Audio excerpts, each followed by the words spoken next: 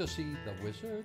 No, no, no, no, but another must-see in Firenze, the Sassetti Chapel in the Chiesa Santa Trinita, the Church of the Holy Trinity. Out of the Hotel Pitti Palace, hang a sharp left along the Via San Jacopo till it meets the Via Maggio in the tiny Piazza de Frescobaldi, the famous vintners with their luce, lucente, e due grappe.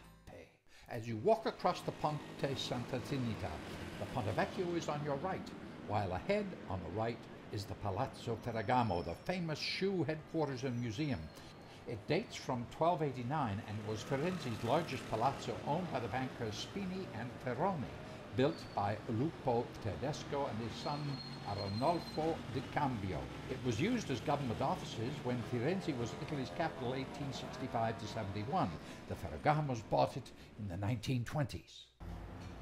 The church, you can see, the beautiful facade, is the church of Santa Trinita. Is an ancient church founded during the 11th century for a religious order of that age, an order founded by San Giovanni Gualberto, a Tuscan saint, and he founded a new branch of the Benedictine monks. Well, the facade, the actual one, is not so ancient. What was the name of the order? Okay, Vallombrosani. Vallombrosani. Vallombrosani, because Vallombrosa is a place in Tuscany in which he founded the first monastery of this new order. What year? Vallombrosa is... what year was it founded? Really, beginning of the 11th century. Well, this one is the Piazza Santa Trinita, the Holy Trinity Square. You can see in the center of this little square, the shape is like a triangle. There's a column in granite coming from Rome. It was a beautiful gift of the Pope for the Grand Duke Cosimo I. Well, the church, the actual one, is in Gothic style because it was mainly rebuilt during the 14th century. So you can note the same typical elements of Gothic churches.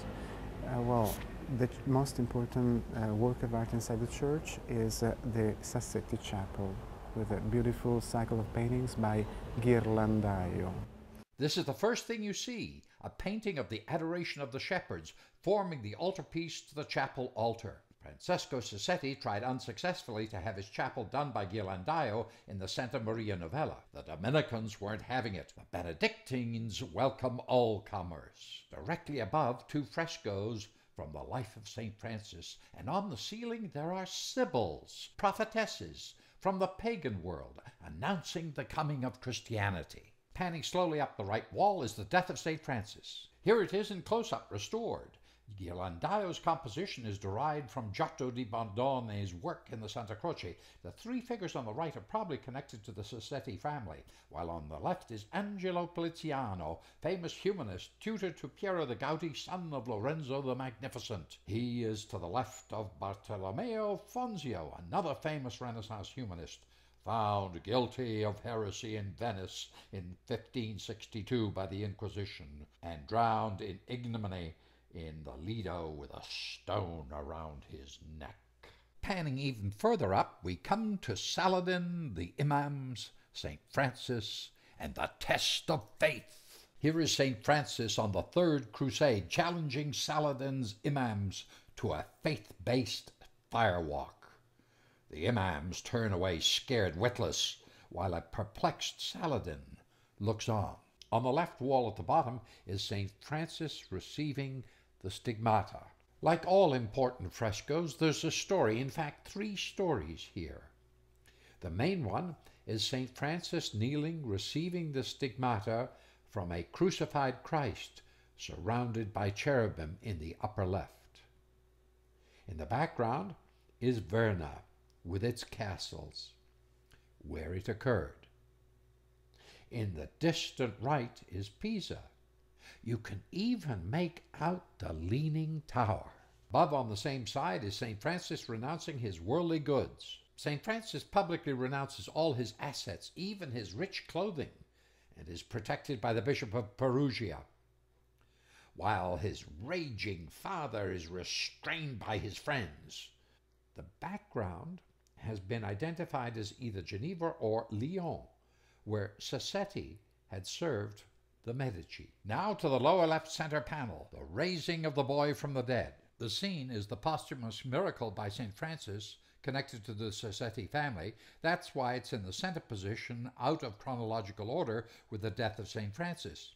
It's the resurrection of a boy who'd fallen out of a second-story window of the Palazzo Spini Ferroni Ferragamo on the piazza facing, as you can see, the facade of the Santa Trinita. Here's a close-up of the boy falling out of the window of the Palazzo Ferragamo. The resurrected boy's in the center on a bed with St. Francis blessing him from above.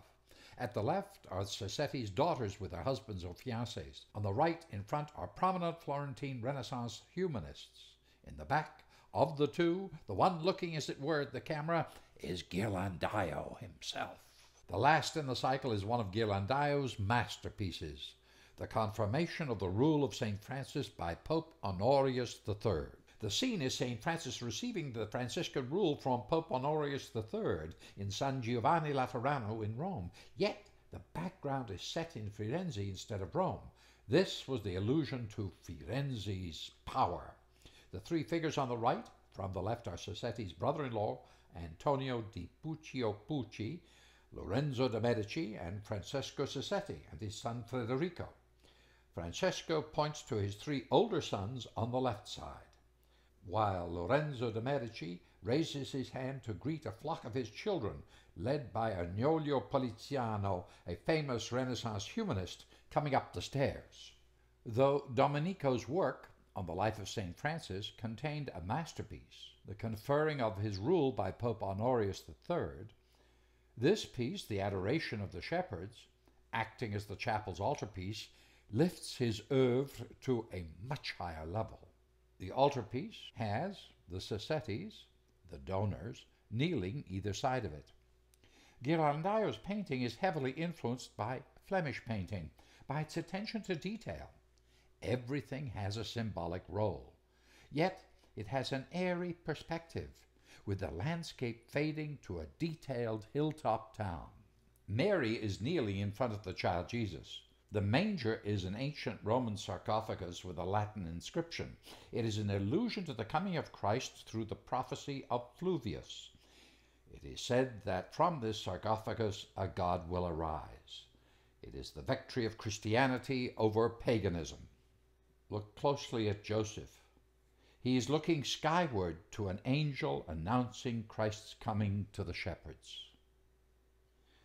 In the distant left, the procession of the Magi under a triumphal arch.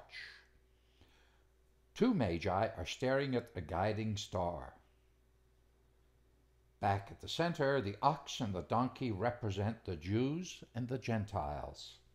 And finally, right down in front are three rocks in the foreground, and are a hint to the Sassetti family, as the name in Italian means small rocks.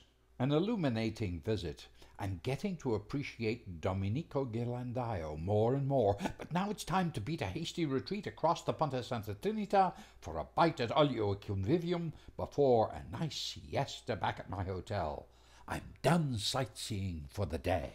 A new day, a new trek, a 30-minute walk, a trudge for me, I'm showing my age. It's over the bloody old bridge, up the Via Porta Santa Maria, past the Piazza della Repubblica, around the baptistry in front of Il Duomo, to be continued.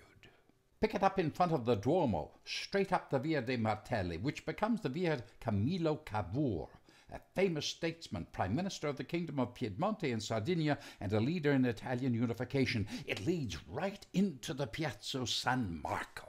The present monastery is on the site where a Vallambrosian monastery existed in the 12th century, later passed on to the Silvestrians. In 1435, the long line of Benedictines were replaced by the Pope's dogs, the Dominicans, from Fiesole. This whole complex was renovated under Cosimo the Elder by the famous architect Michelozzo. Each monk's cell had a fresco by Fra Angelico. There was even one for Cosimo himself. Here, too, lived the religious fanatic Girolamo Savonarola, till burned at the stake as a heretic. The facade is neoclassical and it was stuck on between 1777 and 1778. The two saint statues on the facade are those of St. Dominic and St. Thomas Aquinas. Here's the one of St. Dominic. There are three parts to this complex. The church, now owned and operated by the Dominicans, open to the public, who live next to St. Dominic's cloister, closed to the public, and the library, monks' cells, and this San Antonius cloister, open to the public, which constitutes the Museo Nazionale di San Marco. The walls of the Antonius cloister have frescoes depicting scenes from the life of San Antonio, done by Bernardino Pochetti in the late 16th, early 17th century. The windows on the upper floor are the monks' cells, which we'll visit shortly. If you look closely, you'll see a fresco representing the crucifixion. It's one of 43 done by Beato Angelico. You remember from Fiesole, starting in about 1438. My guide, Alberto, omitted telling me who the two figures were, one either side. You'll have to go there and read the description piece in front of it yourself. You understand Italian, right? We're in the museum now. Beato Angelico painted the Descent from the Cross in 1437 in the medieval style. Angelico is a transitional painter, painting in both the medieval and the Renaissance styles. The medieval style is a style I like, with lots of bright colors and gold. But the figures were always gray. The piece was for the high altar. The man next to Christ is Michelozzo di Bartolomeo. It was under the patronage of Cosimo de' Medici that Michelozzo planned, designed, and rebuilt the entire complex. This is a part of the predella of the previous photo, an altarpiece for St. Marco's high altar. It depicts the Santi Medici, the doctor saints, Cosmas and Damian. They have taken the leg of a recently deceased black man and miraculously attached it to the body of a white man whose leg had been amputated. If you don't know what a predella is, use your curiosity and Google it. A monster piece in the former chapter house, now part of the museum. The Crucifixion by Beato Angelico. Starting from the far left are Saints Cosmas and Damian, the latter hiding his face in sorrow. Next, St. Lawrence with his grill leaning against him. Then kneeling in front, St. Mark the Evangelist. Next to him, St. John the Baptist. Then the group of Marys. Then kneeling, St. Dominic, followed by Saints Jerome, hands in prayer. Then Saints Giovanni, Gualberto, Bernardo, Francisco, Peter the Martyr, and the last ones, Ambrose, Augustine, Benedict, Romualdo, and Thomas Aquinas. The skull at the base of the cross is symbolic. Supposedly Adam died there millennia ago. It is symbolic of the redemption. Above, the figures with scrolls are Old Testament prophets, and below a row of Dominican abbots. No, this isn't the Last Supper, but St. Dominic's Supper. Things were desperate. The monastery was broke, not even a crust of bread or cup of wine. St. Dominic prayed to God, and suddenly two angels brought 2 baskets of bread, and a monk sent to the wine cellar found the once empty casks full of wine. Now we'll visit the monks' cells. Another Angelico masterpiece. On top of Mount Tabor, the Transfiguration. Christ's face shone like the sun, his clothes shining white too. And God's voice said, "This is my beloved Son, in whom I'm well pleased. Listen to him." Next to him, Moses and Elijah. At the bottom of the apostles Peter, James, and John. Above them, the Holy Mother and St. Dominic. These fantastic frescoes are on the walls of the individual's monk's cell. This is St. Mary Magdalene encountering the risen Christ. Noli me tangere. For you Episcopalians who fail Latin, don't touch me. This monk's cell got a double whammy. The painter is Benozzo Gozzoli, one of Angelico's pupils. There is the smaller Baptism of Christ below the Adoration of the Magi. This is a benefactor's nepotistic fresco, as the prostrate Magi is none other than Cosimo the Elder himself. All the others are relatives, names presently unknown to Alberto, my guide. Angelico's Last Supper, most unusual because it shows Christ giving Holy Communion in the manner used from the early church to the present day, rather than in the historic Passover breaking or tearing of the bread. Note, too, the unusual presence of the Holy Mother, painted smaller to show lesser importance. On the right, a group of 4 apostles. Note Judas with a darkened halo. Now on to Micheloso's library. Micheloso Bartolomeo's library. How elegantly beautiful, yet simple it is. You can imagine Beato Angelico and the narrow-minded Girolamo Savonarola studying the scrolls, manuscripts, and even the early books. Wow! These are 2 mind-blowing examples of medieval illuminated manuscripts. The painstaking hours it took. It's unbelievable. This is it. This is the one. Beato Angelico's most famous fresco, The Annunciation. It's located right at the top of the stairs at the entrance to the monks' cells. They'd see this every evening on their way to bed. That's fantastic. You're not allowed to photograph in the monk's cell area. Idiots. They tried to block my shot. It really pisses me off. More Italian chaos. You've all seen this famous fresco many times. I encourage you to look at it more closely. The background looks like Micheloso's library, which of course is just downstairs. Look at the size of the figures. They're much too big, emphasizing their importance. The Holy Mother's submissive posture, for me, it's slightly out of proportion, maybe intentional. The angel's multicolored wings. How delightful! The entire effect draws you in to the very moment. The perfect example of the acceptance of God's will.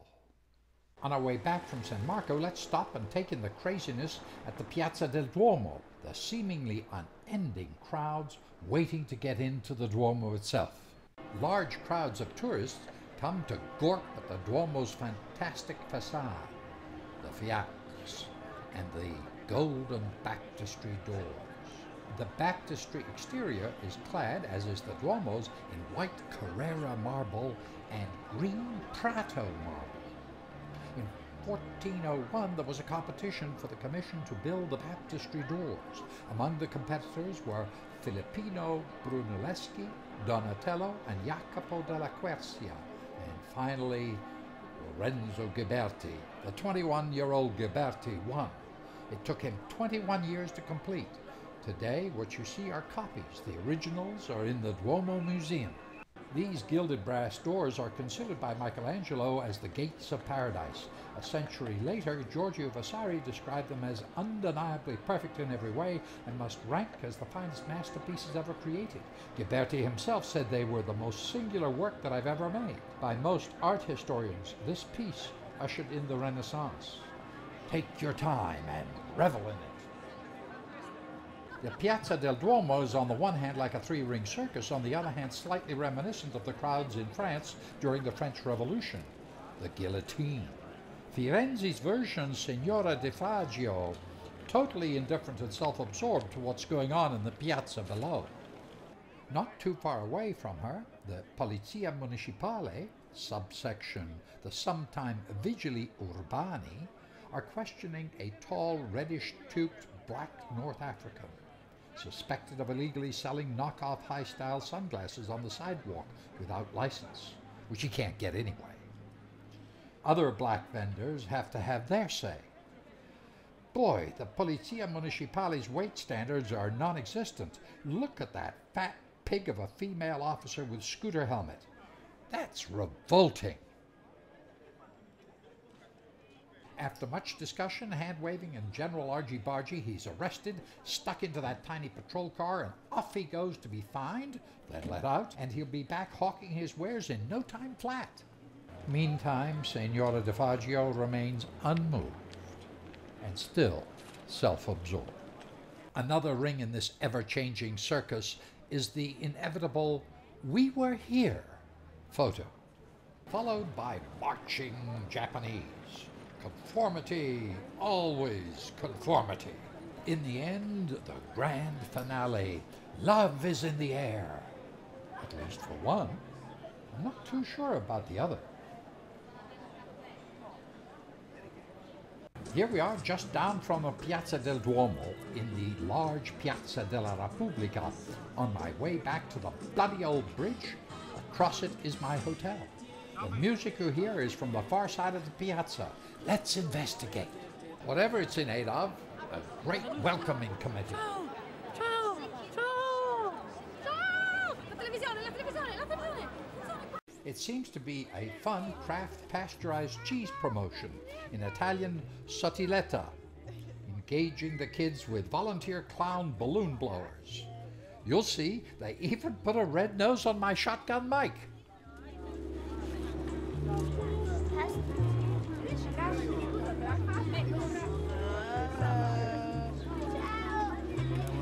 Non fare in questa maniera! Ma guardate questo, professionale! O non si muove, se no poi si...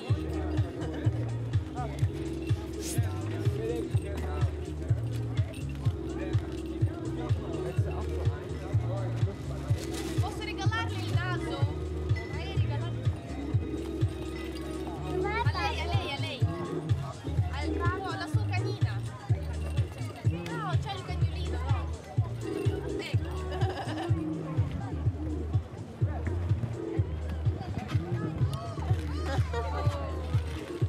I left Clowntown, but stopped on the Via Porta Santa Maria to hear this delightful guitar music.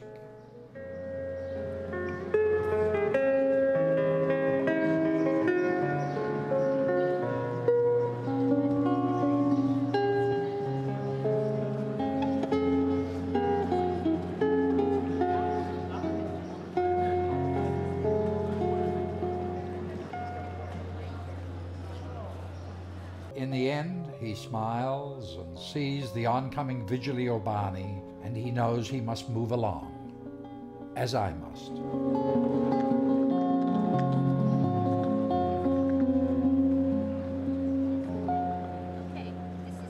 Back to my Hotel Pitti, the end of another giorno fabuloso.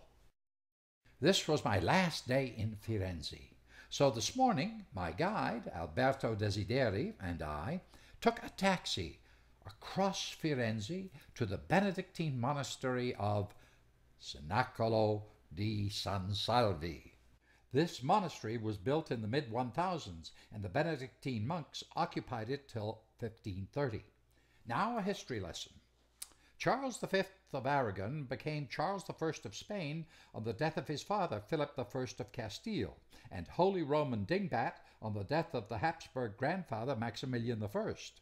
His other grandparents were Ferdinand II and Isabella of Castile. You remember 1492 and all that. Charlie Boy got into a brouhaha with Francis I of France over Italy, most of which Francis occupied. Charlie proceeded to heap a whole lot of whoop-ass on the Italian city-states, leaving Firenze to fend for itself. The siege of Firenze started October the 24th, 1529, and went on till August the 10th, 1530. Firenze surrendered, the Florentine Republic was ended, and to please the Pope, Alessandro de' Medici was put in charge. End of lesson. By the time Firenze surrendered, the monks had fled. Some of Charlie Boy's troops, though he was Catholic, were rabid Protestants who looted the church and destroyed both the church together with the bell tower, both now rebuilt. Then they moved on to destroy the monastery and in particular the refectory. What they saw there took their breath away. And it was spared, thank God. We will see it shortly. The masterpiece of all masterpieces of this genre that you're about to see is the work of the son of a mere tailor. Those who know their Latin will know who I'm talking about, none other than Andrea Vannucchi, known also as Andrea del Sarto. It is his last and most famous piece, started in 1515 and finished just before the siege of Florence. It is his, yes, now wait for it. Yes, it's his Last Supper. Remember, Andrea was called the perfect painter. He studied both Leonardo and the Big Mick. After the siege, the monastery was taken over by the cloistered Vallambrosian nuns. Only when they left in the 1800s was this fantastic fresco discovered. There is a frieze in the front and arched around the fabulous fresco. At its center is the Trinity, represented by the three faces of Christ. The other figures are of Benedictine saints, including that of San Giovanni di Gualberto and, of course, San Benedetto himself. The first thing to notice is that Judas sits not only on the same side of the table as the other apostles, but on Christ's right hand, ahead of a pissed-off-looking Peter. This is the one who dips his bread in the dish with me, will betray me scene. John on Christ's left, not I, Lord. Judas faking it, surely, Lord, you don't mean me. Notice the very emotional postures and facial expressions. This has never been seen in such dramatic detail before in Renaissance painting or fresco. Now take a few moments to notice Andrea's childhood experiences with his father the tailor, in the unique folding of the cloth on each person. Pay attention to the unparalleled tonal changes, skin colors, facial expressions. Even the hair is unique to each and every one. This is the "what did he say" bit. That's the expression of the two standing apostles. The other two, talking amongst themselves, are totally disinterested in the whole Megillah. Giorgio Vasari, a pupil of Andrea's, and, as you remember, wrote the first art critique book in the world, said of this fresco, "I do not know how to praise his Last Supper without saying too little, it being so fine that whoever sees it is stupefied." Another wrote, "It's his most spectacular masterpiece and one of the most beautiful paintings in all the world. None of the usual tourist guides list it, so most tourists don't even know it exists." Firenze is one of the most beautiful cities in the world. It's my favorite, partly because of its many different faces, and partly because of its history, culture, art, food, wine, and not least of all its women. There's no such thing for me as too much Firenze, but it's your choice. It's up to you. Remember, it's the difference that makes the difference, and the difference is you.